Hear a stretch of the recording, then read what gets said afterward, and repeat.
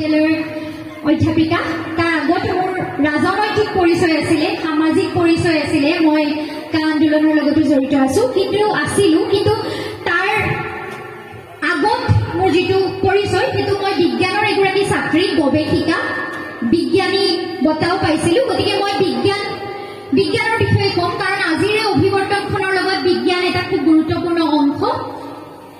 আমি দেখিছো যে সমাজখন আমি আগবাঢ়ি গৈছো, বিজ্ঞান প্ৰযুক্তিবিদ্যা আগবাঢ়ি গৈছে, কিন্তু তাৰ তুলনামূলকভাৱে আমি আমাৰ যিটো বিজ্ঞান মনস্কতা আগবাঢ়ি যাব লাগিছিল সেইটো কিন্তু আজিৰ দিনত পিছ পৰি যোৱা দেখিছো। মই সামাজিক মাধ্যমৰ প্ৰচাৰ আৰু প্ৰসাৰৰ পাছত যিটো বস্তু লক্ষ্য কৰিছো, বিজ্ঞান মনস্কতাৰ কথা কোৱা বিজ্ঞানী এজনে, চিকিৎসা বিজ্ঞানৰ এজন ব্যক্তিয়ে কথা কোৱা এটা ভিডিঅ' সিমান ভাইৰেল নহয় যিমান ভাইৰেল কিন্তু জ্যোতিষ শাস্ত্ৰৰ কথা এটা ক'লে হয়, যিমান ভাইৰেল অন্ধবিশ্বাস ভূত প্ৰেতৰ কথা ক'লে হয়। গতিকে এই বস্তুটো কিন্তু অনাগত দিনৰ বাবে খুব ভয়াৱহ কথা যদি আমি আমাৰ বিজ্ঞান মনস্কতাটো পাহৰি যাওঁ। আপোনালোকে চাব পাৰে মোৰ হাতত দুটা আঙুঠি আছে, কিন্তু এটাও পাথৰ লগা আঙুঠি নাই। কোনোবাই পিন্ধিব পাৰে, কোনোবাই নিপিন্ধিব পাৰে, এইটো ব্যক্তিগত কথা। কিন্তু মই এটা বস্তু বিশ্বাস কৰো যে আমি যদি জীৱনত আগবাঢ়ি যাব লাগে সেয়া আমাৰ কৰ্মৰ বলেৰেহে আমি আগবাঢ়ি যাব পাৰিম। আমি যদি জীৱনত উচ্চ শিক্ষাত উপনীত হ'ব পাৰো সেয়া আমাৰ হাতত পিন্ধি থকা আঙুঠি কেইটাই আমাৰ হাতৰ ৰেখাই নিৰ্ণয় কৰিব কিন্তু নোৱাৰে। সেয়া নিৰ্ণয় কৰিব পাৰিব আমাৰ আত্মবিশ্বাসে, সেয়া নিৰ্ণয় কৰিব পাৰিব আমাৰ শিক্ষাই, সেয়া নিৰ্ণয় কৰিব পাৰিব আমি ৰাতিপুৱা শুই উঠাৰ পৰা ৰাতিলৈকে কিদৰে কষ্ট কৰো, আমাৰ দৰ্শন কি জীৱনৰ সেয়াই। নহলে কিন্তু হাত নথকা মানুহো বহু ডাঙৰ মানুহ হয়, যাৰ হাত নাথাকে। যদি হাতৰ ৰেখাই জীৱনৰ পথ নিৰ্ণয় কৰিব পাৰিলেহেঁতেন, হাত নথকা মানুহৰ, ভৰি নথকা মানুহবোৰ ডাঙৰ মানুহ কেনেকৈ হ'লহেঁতেন। গতিকে এই কথাটো আমি সদায় মনত ৰখা উচিত। আমি বহু সময়ত ভাবো যে আমাৰ কিবা এটা বেমাৰ আজাৰ হলে কোনোবাই পানী অকণত বাৰী এডাল ঘূৰাই দিলে আমাৰ ঠিক হৈ যায়, হয়নে? কেতিয়াবা গছৰ ঠাল এটাই জোকাৰি দিলে ঠিক হৈ যায়। নহয়, সেয়া কিয় ঠিক হয় জানেনে? আপুনি আত্মবিশ্বাসী হ'ল, আপুনি নিজে ভাবিলে যে অ'কে মোৰ কিবা এটা কৰি দিলে মই এতিয়া ভাল হৈ যাম। এই যে আপোনাৰ আত্মবিশ্বাসটো, সেই আত্মবিশ্বাসটো আহিলে বাবে আপুনি ঠিক হ'ল। গতিকে এইটো বস্তু মই প্ৰত্যেকজন ব্যক্তিয়ে, বিশেষকৈ উঠি অহা প্ৰজন্মৰ বহুত ল'ৰা ছোৱালী দেখিছো, তেওঁলোকে মনত ৰখাটো বিচাৰো যে অন্ধবিশ্বাস সমাজৰ বাবে ভয়াৱহ। অন্ধবিশ্বাসৰ বাবে আমি অতীজত বহু ব্যাধিৰ সন্মুখীন হৈছো। সতীদাহ প্ৰথা, ডাইনী হত্যা, এনেধৰণৰ বহু কথা অন্ধবিশ্বাসৰ গুৰি আছিলে, বহু কথা অন্ধবিশ্বাসৰ বাবে হৈছিল। আৰু বৰ্তমান আমি তাৰ পৰা মুকলি হ'ব লাগিব। আৰু মুকলি হ'বৰ বাবে আমি প্ৰত্যেকটো দিন, প্ৰতিটো চিন্তাই বিজ্ঞান মনস্কতাৰে জুখিব লাগিব। বিজ্ঞান মনস্কতা শুই উঠাৰ পৰাই যে আমি এই যে নেপায় বুলি কয়, এইটো কৰিব নালাগে দেই, নেপায় কিয় নেপায়, এই প্ৰশ্নটোৰ উত্তৰ বিচৰাৰ প্ৰয়োজন আছে। মোক যদি কোনোবাই সৰুতে কৈ দিছিল এইটো নাপায় নকৰিবা, মই সৰুতে নকৰিছিলো, কিন্তু আজি মই প্ৰশ্ন সুধো উলটি কিয় নাপায়, তাৰ যুক্তিটো মোক লাগিব। কিবা এটা কৰিব নাপায়, কিবা এটা খাব নাপায়, তাৰ যুক্তি এটা থাকিব লাগিব। আৰু এই যুক্তিটো উঠি অহা প্ৰজন্মৰ ল'ৰা ছোৱালীবিলাকে বিচাৰিব লাগিব। তেতিয়াহে আমি বিজ্ঞান মনস্ক এজন ব্যক্তি হ'ব পাৰিম। নহলে আমি বাটত যদি মেকুৰী এটা দেখি গাড়ীখন ঘূৰাই দিওঁ, নাযাওঁ বুলি ভাবো, আমাৰ কাম নহ'ব জীৱনত। ইমান সময় বৰ্তমান মানুহৰ হাতত নাই যে বাটত থকা মেকুৰীটো দেখিলে গাড়ীখন ঘূৰাই আনিব পাৰিম।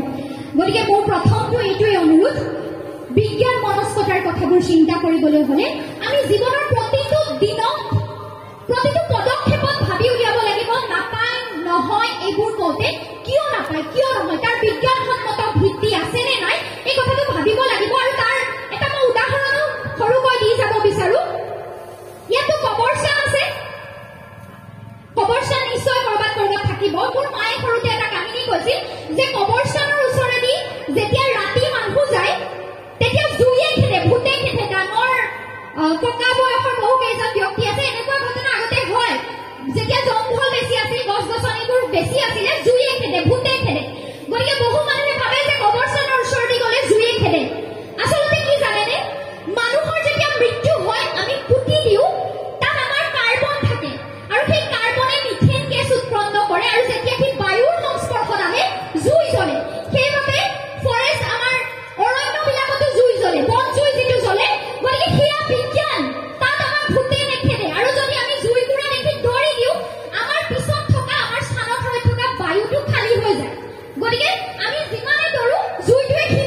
পিছে পিছে খেদে আৰু আমাৰ অতীজত ককা আইতাসকলে ভাবিছিল সেয়া ভূতে খেদে কিন্তু সেয়া এক বিজ্ঞান মানুহৰ য'ত পুতি থোৱা থাকে তাত মিথেন গেছ উৎপন্ন হয় বায়ুৰ সংস্পৰ্শলৈ আহিলে জুই জ্বলে আৰু আপুনি যিমানেই দৌৰিব সেই জুইবোৰৰ পিছে পিছে যাব কাৰণ আপোনাৰ খালী ঠাইটো বায়ুটো গৈ থাকে পিছে পিছে গতিকে তেনেকৈ প্ৰত্যেকটো অন্ধবিশ্বাসৰ বিপৰীতে আমি এটা বিজ্ঞান বিচাৰি পাম আৰু মই অনুৰোধ কৰিম সেই বিজ্ঞানটো বিচাৰি উলিয়াব লাগে 8 মিনিট ইতিমধ্যে হৈ গ'ল গতিকে মই বাকী দুটা কথা কৰোঁ তেজৰ ৰং ৰঙা আমি সকলোৱে জানো মানে সেউজীয়া হালধীয়া হয় জানো নহয় তেজৰ ৰং ৰঙা আকাশৰ ৰং নীলা পানীৰ ৰং পানী বৰণহীন মানে উশাহ যে লওঁ বায়ু অক্সিজেনৰ ৰং আমি নেদেখোঁ যদি তেজৰ ৰং আপোনাৰ বাবে মোৰ বাবে একে যদি বায়ুৰ ৰং পানীৰ ৰং আকাশৰ ৰং একে মাটিৰ ৰং যদি একে তেন্তে আপোনাৰ পৰিচয় সেউজীয়া মোৰ পৰিচয় গেৰুৱা কাৰোবাৰ ৰঙেৰে পৰিচয় হ'ব পাৰে জানো নোৱাৰে তেজৰ ৰং একে গতিকে মই যিটো প্ৰথমতে তেখেতে কৈছিল যে আমি জাতি ধৰ্ম ভাষা বৰ্ণৰ নিৰ্বিশেষে জাতি ধৰ্মৰ ভেদাভেদৰ নিৰ্বিশেষে কাম কৰি যাব বিচাৰো এই চিন্তাটো তেখেতে প্ৰথমতে ব্যক্ত কৰাৰ বাবে মই তেখেতক আৰু এই অনুষ্ঠানটোৰ লগত জড়িত প্ৰত্যেকজন ব্যক্তিক ধন্যবাদ জনাব বিচাৰিছো বৰ্তমান সমাজখন এনে এটা পৰ্যায়ত আছে যে আমাৰ মাজত এই কথাটো কোৱা এই ক্ষেত্ৰত কাম কৰিবলৈ আগবাঢ়ি অহা মানুহৰ প্ৰয়োজন অতি বেছি আছে আৰু আমি প্ৰত্যেকেই তেওঁলোকক কাম কৰিবলৈ সুযোগ দিয়াৰ প্ৰয়োজন আছে যদি আমাৰ বাটত এক্সিডেণ্ট এটা হয় তেতিয়া মই কোনোবাই টেষ্ট দিবলৈ যায় মই প্ৰশ্ন কৰিম নেকি তুমি হিন্দু নে মুছলমান কৰিম নে কৰিব নোৱাৰো হয়নে তেতিয়াহ'লে সমদলত কিয় প্ৰশ্ন কৰা হয় হিন্দু নে মুছলমান সমাজ এখন আগবাঢ়ি যাবলৈ হ'লে কোনোবা জাতি কোনোবা ধৰ্ম কোনোবা ভাষা কোনোবা বৰ্ণ আগবাঢ়ি যাব পাৰিব জানো নোৱাৰে সেই সমাজৰ প্ৰতিটো জাতি প্ৰতিটো ভাষা প্ৰতিটো বৰ্ণৰ মানুহ একত্ৰিত হৈ আগবাঢ়ি যাব লাগিব তেতিয়াহে সমাজখন আগবাঢ়ি যাব গতিকে এই কথাটো আমি প্ৰত্যেকে বুজি পোৱাটো আৰু কোনোবাই যদি জাতি ধৰ্ম ভাষা বৰ্ণৰ মাজত আমাৰ মাজত কাজিয়া লগাবলৈ চেষ্টা কৰিছে তেওঁলোকৰ বিৰুদ্ধে একত্ৰিত হৈ থিয় হোৱাটো কিন্তু খুব দৰকাৰী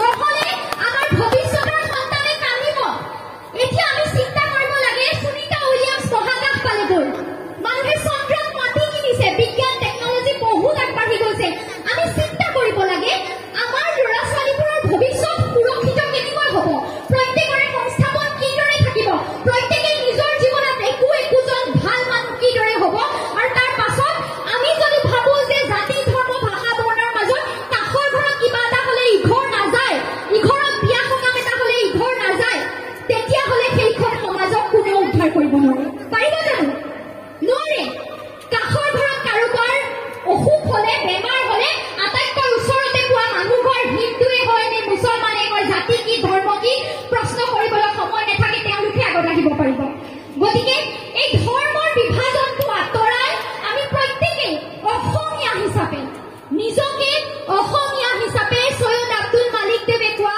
সেই অসমীয়া কবিতাটোৰ দৰে আমি নিজৰ অসমীয়া পৰিচয়টো আগত লৈ কাম কৰিব লাগে আৰু সাহিত্য সংস্কৃতি এইবোৰ শিকি কাম কৰিব লাগে